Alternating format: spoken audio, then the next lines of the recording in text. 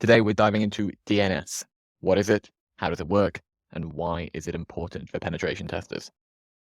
So first of all, what is DNS? The easiest way to think of it is the internet phone book. Instead of remembering the IP address of every website we want to go to, we can just remember the domain names like google.com. And DNS will translate that into an IP address that our computer then goes to. Now, this is done by storing lots of different records, and the most common ones that we deal with are A records and AAAA records.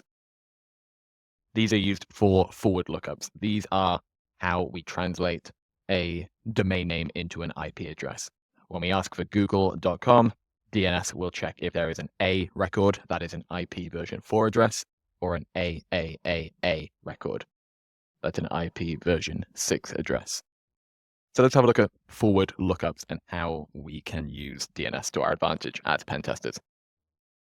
So forward lookups is how we normally use DNS. We give it a domain name and the computer will ask a DNS server, hey, what's the IP address of this host name? Every time we visit a website, we're doing forward lookups. And an example of that would be the ability to just use the host command and do a forward lookup against www.google.com.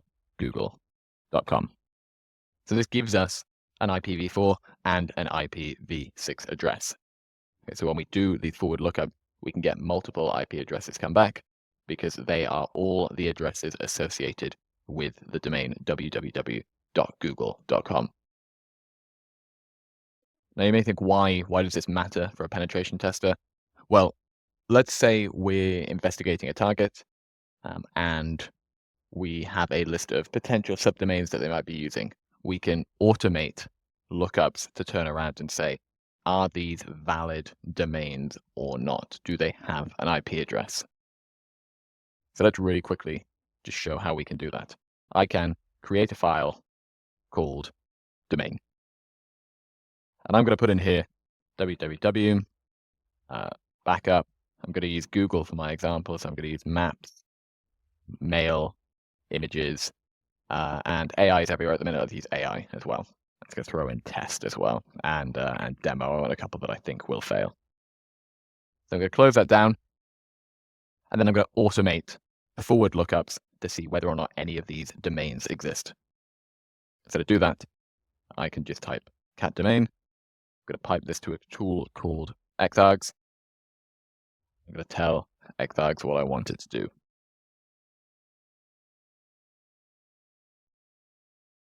So this is what my computer is going to do at the minute.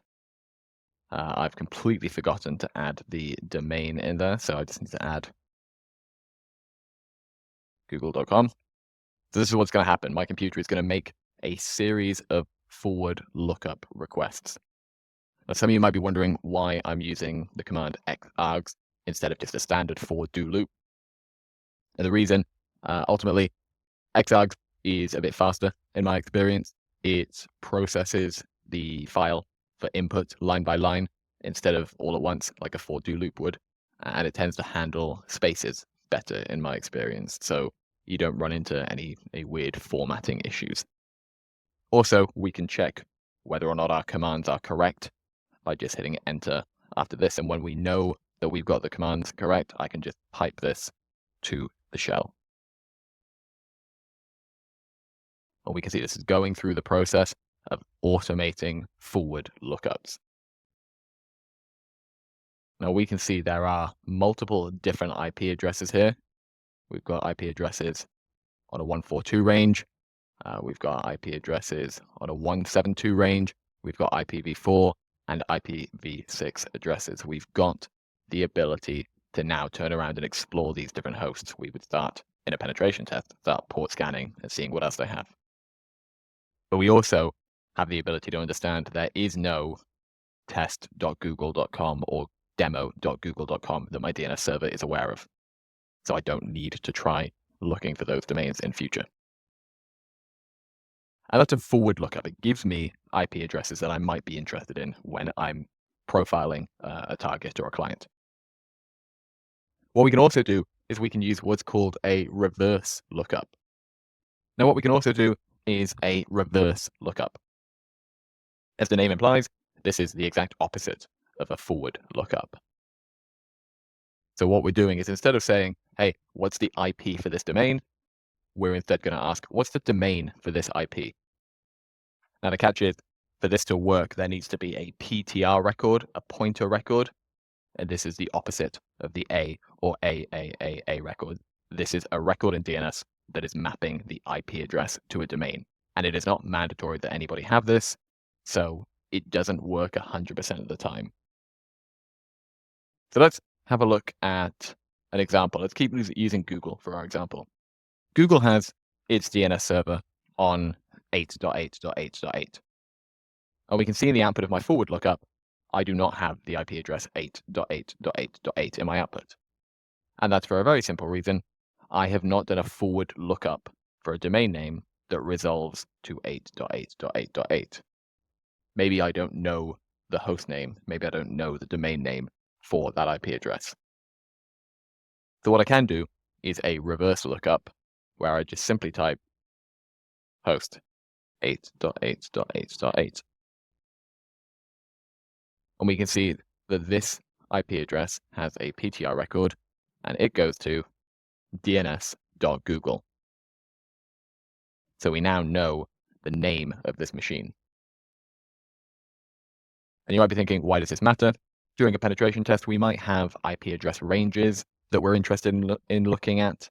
And by getting the host name of these IP addresses, sometimes we can find ourselves in a position where it gives us more insight into which machines might be interesting, which machines might be valuable. And that's forward and reverse lookups, guys. Forward lookups help us find subdomains and new targets, give us IP address information of machines we might be interested in. Reverse lookups help us identify what is the name of a machine that we have the IP address for. Both techniques can be really valuable when mapping out a network, but both work in different ways. This is just the beginning of what we can do with DNS. In the next video, we'll take this even further and talk about zone transfers. They're misconfigurations that expose all the records of DNS for a domain and can give a lot of potentially interesting information to attackers. So stay tuned and make sure you come back and watch that one.